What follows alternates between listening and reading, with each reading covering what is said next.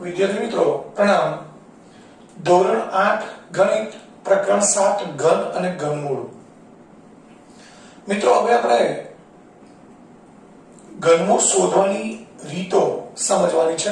આપણને કોઈ સંખ્યા આપેલી છે અને એ સંખ્યાનું આપણે ઘનમૂળ શોધવું છે। તો ઘન અને ઘનમૂળ તો મિત્રો આપણે ભણી ગયા। ધારો કે 2 નો ઘન 8 છે તો 8 નું ઘનમૂળ 2 છે। 5 નો ઘન 125 છે તો 125 નું ઘનમૂળ 5 છે। તો આપણને આવી કોઈ પૂર્ણ ઘન સંખ્યા આપેલી છે।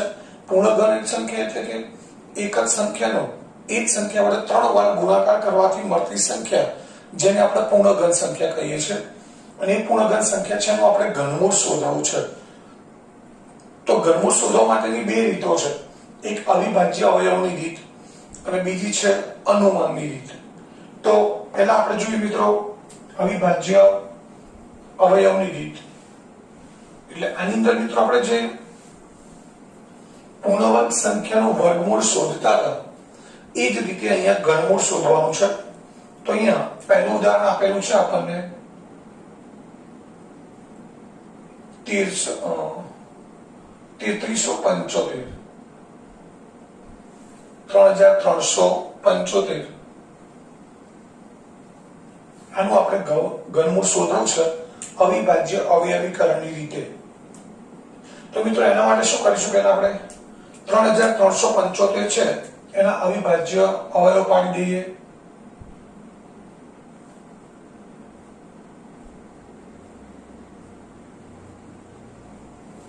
મિત્રો એકમનો 5 છે, યુગ્મ સંખ્યા નથી એટલે 2 વડે નહીં ભાગી શકાય।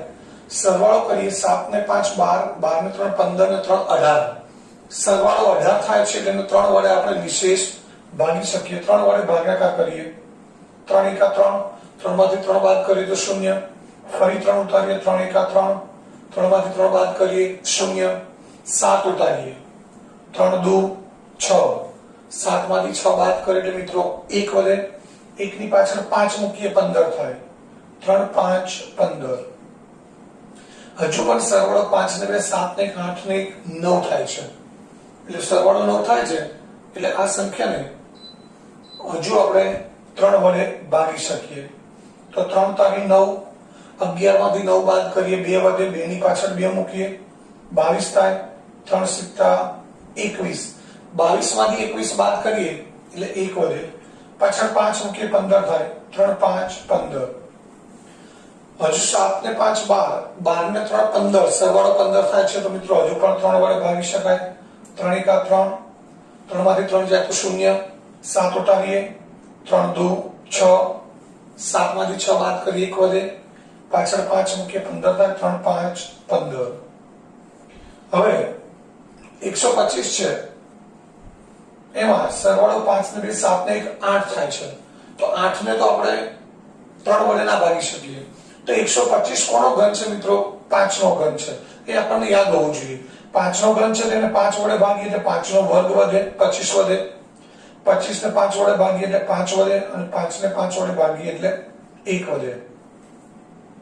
તો અહીં આપણને 3375 એના અવયવ કયા મળ્યા? 3 ગુણ્યા 3 ગુણ્યા 3 ગુણ્યા 5 ગુણ્યા 5 ગુણ્યા 5 એટલે 3 નો ઘન ગુણ્યા 5 નો ઘન।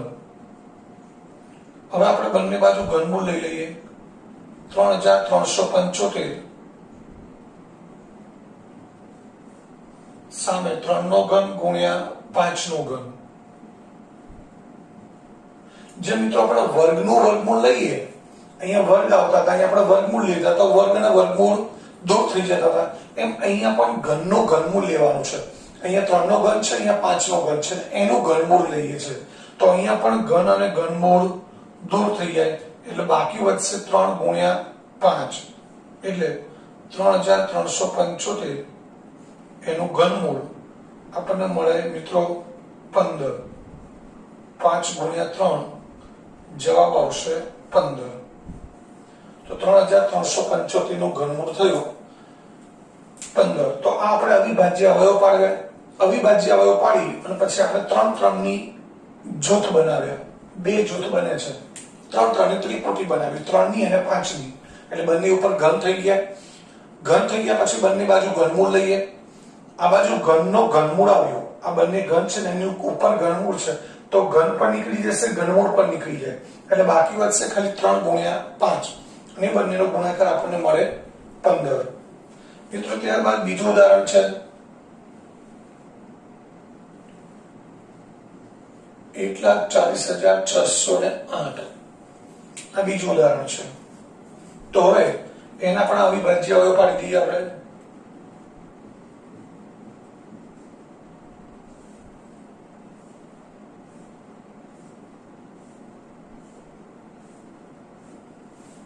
સૌથી પહેલા એકમનો આંક 8 એટલે બેકી સંખ્યા છે.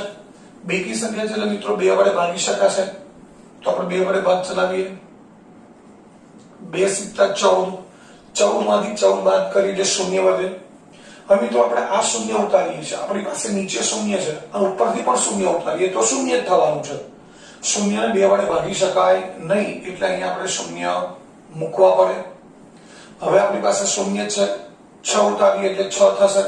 6 ને 2 વડે ભાગીએ તો 3 દુ 6. 6 માંથી 6 બાદ કરીએ તો ફરી શૂન્ય મળે.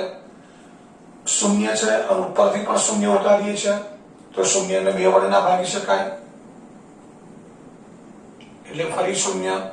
હવે 8 ઉતારીએ, 8 ને 2 વડે ભાગીએ તો 2 ચોક 8 એટલે 4.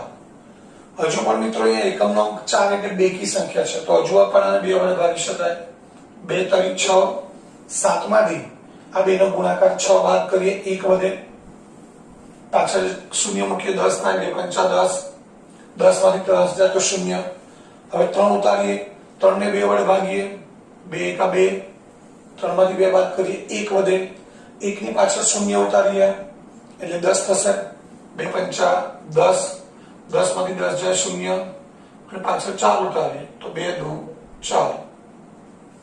હજુ અહીંયા બેકી સંખ્યા છે, છેલ્લો અંક એટલે 2 વડે ભાગી શકાશે. 2 × 2. 3 માંથી 2 બાદ કરીએ તો 1 વધે. 1 ની પાછળ 5 મૂકીએ 15 થશે. 2 × 14. 15 માંથી 14 બાદ કરીએ 1 વધે. 1 ની પાછળ 1 મૂકીએ 11 થાય. 2 × 5 10. 11 માંથી 10 બાદ કરીએ એટલે મિત્રો 1 વધે. 1 ની પાછળ શું ઉતારવાનું છે? 5. કઈ સંખ્યા બનશે? 15. 15 ને 2 વડે ભાગીએ તો 2 × 14. 15 માંથી 14 બાદ કરતા કેટલા વધશે? 1. 1 ની પાછળ શું ઉતારીશું? 2. 12 થશે. 2 × 6 12. હજુ પણ એકમનો અંક બેકી સંખ્યા છે 6. હજુ પણ 2 વડે ભાગી શકાય. 2 × 16. 17 માંથી કેટલા બાદ કરીશું? 16. 1 વધે. 1 ની પાછળ 5 મૂકીએ 15 થાય. 2 × 14. 15 માંથી 14 બાદ કરીએ એટલે 1 વધે. 1 ની પાછળ 7 મૂકીએ 17 થાય. 2 × 16. 17 માંથી 16 બાદ કરીએ એટલે ફરી 1 વધે. 1 ની પાછળ 6 ઉતારીએ 16 થાય એટલે 2 × 16. હજુ એકમનો અંક બેકી સંખ્યા છે, 2 વડે ભાગ ચાલશે. 2 ચોક 8. 8 માંથી 8 જાય શૂન્ય. 7 ઉતારીએ 2 તરી 6. 7 માંથી 2 તરી 6 બાદ કરીએ 1 વધે. 1 ની પાછળ 8 ઉતારીએ એટલે 18 થાય. 2 નો 18. 18 માંથી 18 જાય શૂન્ય. ત્યારબાદ 8 ઉતારીએ તો 2 ચોક 8. હજુ 2 વડે ભાગ ચાલશે. 2 વડે આપણે ભાગ ચલાવીએ તો 2 દુ 4. 4 માંથી 4 જાય તો શૂન્ય વધે. 3 ઉતારીએ તો 2 × 2. 3 માંથી 2 બાદ કરીએ 1 વધે. 1 ની પાછળ 9 મૂકીએ 19. 2 × 9 18. 2 × 9 18. 19 માંથી 18 બાદ કરીએ 1 વધે. પાછળ 4 મૂકીએ 14 થાય. 2 × 7 14. મિત્રો 2197 કોનો ઘન છે ખબર હોવી જોઈએ. 2197 એ મિત્રો કોનો ઘન છે? તો એ 13 નો ઘન છે. 13 નો ઘન છે તો એને સીધા 13 વડે ભાગી શકાય. આ યાદ હોય તો આપણો ભાગાકાર કે અવયવ પાડવાની રીત એકદમ સરળ અને ટૂંકમાં પતી જાય. જો 2197 13 નો ઘન છે એ ખબર ના હોય તો તમે એને કેટલા વડે ભાગશો? 3 વડે, 5 વડે, 6 વડે, 7 વડે, કેટલી બધી મહેનત કરવી પડે. પરંતુ આપણને ખબર છે કે 2197 13 નો ઘન છે અને 13 એ અવિભાજ્ય સંખ્યા છે મિત્રો. 13 કેવી સંખ્યા છે? અવિભાજ્ય. 13 ને 13 સિવાય બીજી કોઈ સંખ્યા વડે ભાગી શકાતા નથી. તો 13 નો ઘન 2197 છે, એને પણ માત્ર 13 વડે જ ભાગી શકાય.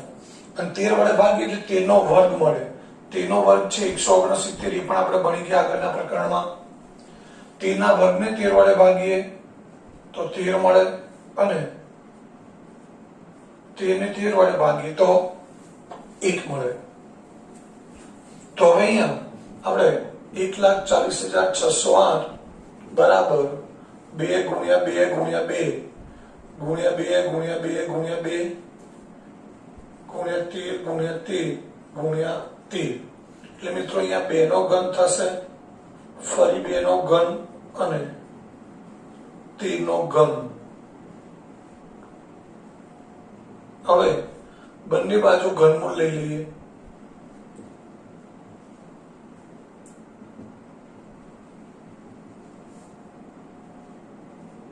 બે નો ઘન ગુણ્યા 2 નો ઘન ગુણ્યા 13 નો ઘન.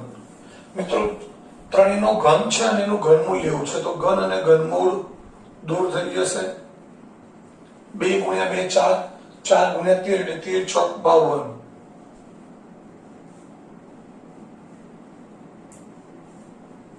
તો 1,40,608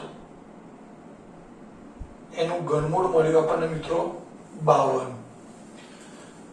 તો આ રીતે આપણે જે રીતે વર્ગમૂળ શોધતા હતા મિત્રો, એ જ રીતે ઘનમૂળ શોધવાનું છે. ફરક એટલો છે કે ત્યાં આપણે બે બે ની જોડી બનાવતા એટલે અહીંયા વર્ગ આવતા હતા, પછી બંને બાજુ વર્ગમૂળ લઈએ એટલે વર્ગ અને વર્ગમૂળ દૂર થઈ જતો હતો.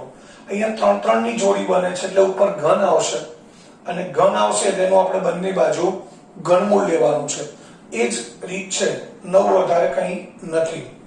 હવે મિત્રો ઘનમૂળ શોધવાની બીજી રીત છે, એ આપણે જોઈએ, અને એ છે અનુમાનની રીત.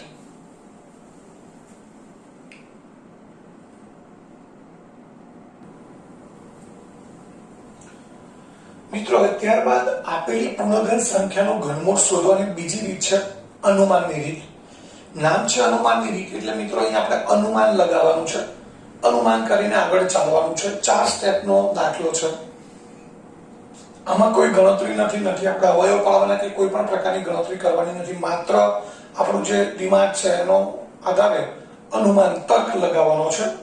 તો એમાં આપણે પહેલી સંખ્યા છે ઉદાહરણ 39,304. આનું મિત્રો આપણે અનુમાનની રીતે ઘનમૂળ શોધવું છે.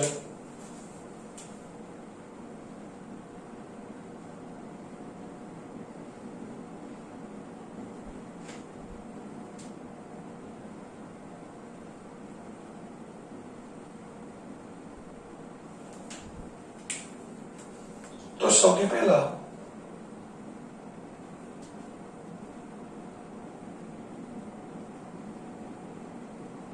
મિત્રો આના આપણે બે જૂથ બનાવવાના છે. 39,304 એના પહેલું સ્ટેપ બે જૂથમાં વહેંચીશું. પહેલું જૂથ છે એ એકમ, દશક અને 100 આ છેલ્લા 3 અંકોથી બનતું જૂથ. બીજું જૂથ જે બાકી સંખ્યા વધી એનું. ફરીથી એકવાર પહેલું સ્ટેપ, આપેલી સંખ્યાના બે જૂથ બનાવવાના. પહેલું જૂથ એકમ, દશક અને 100 ના અંકથી બનતું જૂથ. બીજું જૂથ આગળની જે સંખ્યા વધી એ બધી બીજા જૂથમાં લઈ લેવાની. એટલે આગળની સંખ્યા છે 9 અને 3 એટલે કે 39. તો બે જૂથ બન્યા. તો આપણે લખીએ કે 39,304 નું પહેલું જૂથ 39 અને બીજું જૂથ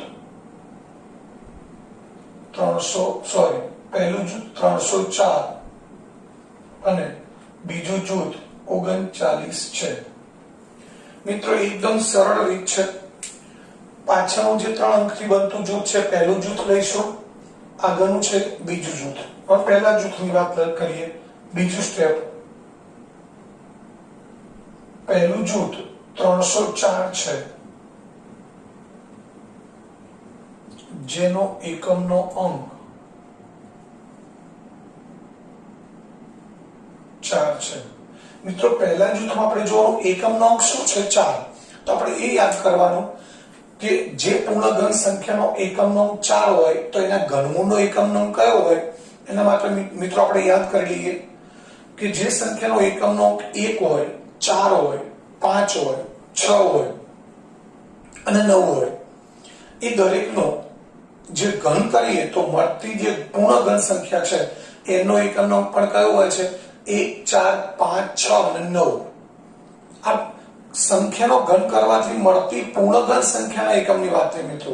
હવે આપણે વાત જરા ઊંધી કરવી છે કે જો કોઈ પૂર્ણ ઘન સંખ્યાનો એકમનો અંક 1, 4, 5, 6 કે 9 હોય તો એના ઘનમૂળનો એકમનો અંક કયો હોય તો એ જ સંખ્યા હોય 1, 4, 5, 6 કે 9।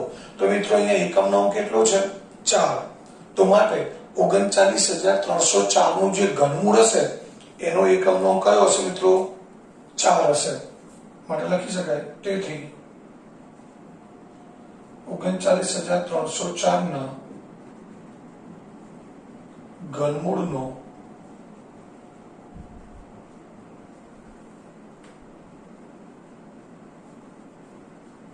એકમનો અંક 4 છે। એટલે અહીંયા આપણને આની પરથી પહેલો ભાગ છે એની પરથી એકમનો અંક 4 મળશે। હવે બીજું જૂથ લઈએ। બીજું જૂથ 39 છે મિત્રો। હવે 39 કઈ બે સંખ્યાઓના ઘનની વચ્ચે આવે એ આપણે યાદ કરવાનું। 1 નો ઘન 1, 2 નો ઘન 8, 3 નો ઘન 27, 4 નો ઘન 64। તો 39 કોની વચ્ચે આવે છે 27 અને 64 ની વચ્ચે। અને 27 કોનો ઘન છે મિત્રો 3 નો, 64 કોનો ઘન છે 4 નો। તો કઈ બે સંખ્યાના ઘનની વચ્ચે 39 આવે છે 3 અને 4। ફરીથી એકવાર બીજો જૂથ છે એ કઈ બે સંખ્યાઓના ઘનની વચ્ચે આવે છે એ આપણે શોધવાનું છે। તો આપણને ઘન તો બધાને ખબર છે, 3 નો ઘન 27 છે, 4 નો ઘન 64 છે। તો એ બેની વચ્ચે આવે છે કઈ બે સંખ્યાઓ, આપણે ઘન નથી લેવાના, એ સંખ્યાઓ લેવાની છે। તો 3 નો ઘન 27, 4 નો ઘન 64 એ બેની વચ્ચે આવે છે। આ બંને સંખ્યાઓ યાદ રાખવાની, આપણે કઈ 27, 64 નહીં, 3 અને 4। આ બેમાં નાની સંખ્યા કઈ છે મિત્રો 3। તો એ 3 છે એ આના ઘનમૂળનો દશકનો અંક મળશે। ઘનમૂળનો કયો અંક મળશે દશકનો। પહેલું જૂથ હતું એની ઉપરથી એકમનો અંક મળે, બીજા જૂથ ઉપરથી દશકનો અંક મળે। તો લખી દઈએ બીજું જૂથ 39 છે જે 3 નો ઘન બરાબર 27 અને 4 નો ઘન બરાબર 64 ની વચ્ચે છે। 3 અને 4 પૈકી નાની સંખ્યા 3 છે માટે તેના ઘનમૂળનો, તેના એટલે કે આપેલી સંખ્યાના 39,304 ના ઘનમૂળનો દશકનો અંક 3 છે। તો મિત્રો અહીંયાથી આપણને દશકનો અંક પણ મળી ગયો। ઘનમૂળનો દશકનો અંક કેટલો છે 3 છે। તો આપણને ઘનમૂળ પણ મળી ગયું માટે અહીંયા આપણે લખી શકીએ 39,304 એનું ઘનમૂળ છે 34। આ જવાબ થઈ ગયો મિત્રો। હવે આ જ રીતે એક બીજી સંખ્યા આપણે જોઈ લઈએ।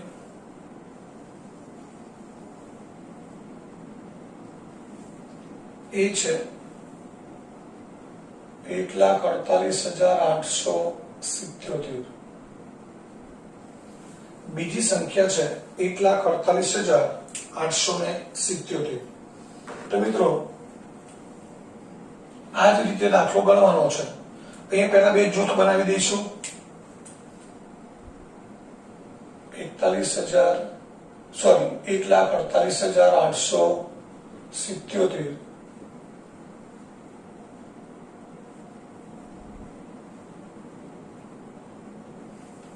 આનું પહેલું જૂથ કયું બનશે મિત્રો છેલ્લા ત્રણ અંકોથી 877, બીજું જૂથ 148। તો અહીં આપણે લખી દઈએ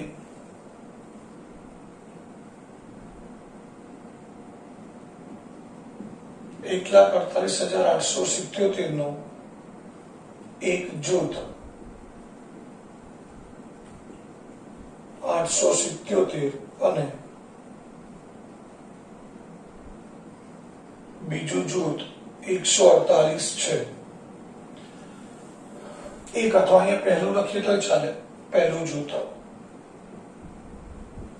મિત્રો પહેલું જૂથ છે એનો એકમનો અંક શું છે? 7.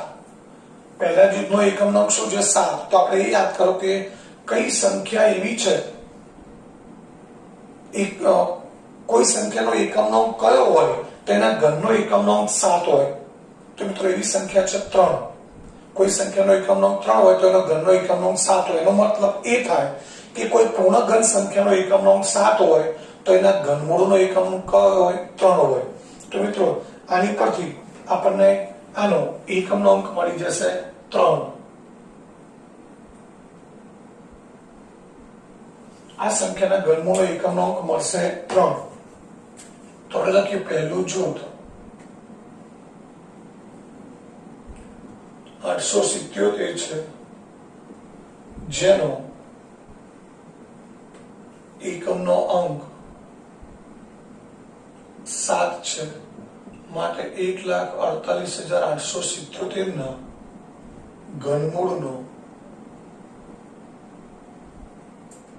એકમનો અંક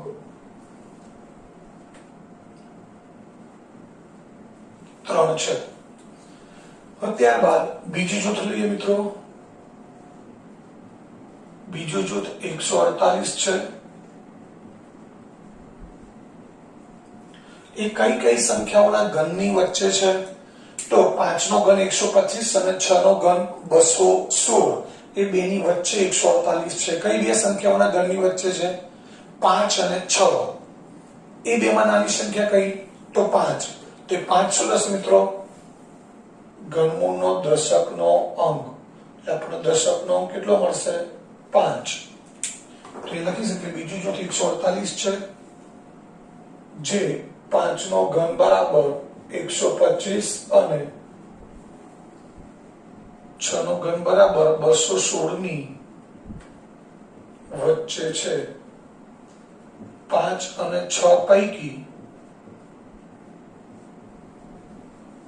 નાની સંખ્યા 5 છે. માટે 1,48,877 ના ઘનમૂળનો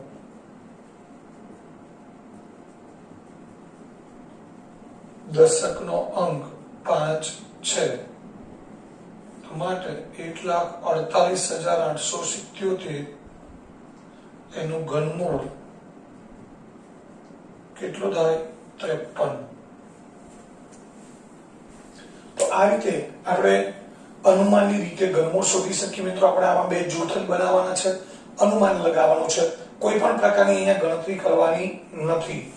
તો મિત્રો અહીંયા આપેલી સંખ્યા છે એનું ઘનમૂળ શોધવાની જે બે રીતો છે એ બે રીતો અહીંયા પૂરી થઈ. હવે ત્યારબાદ આપણે જઈએ સ્વાધ્યાય 7.2 ઉપર.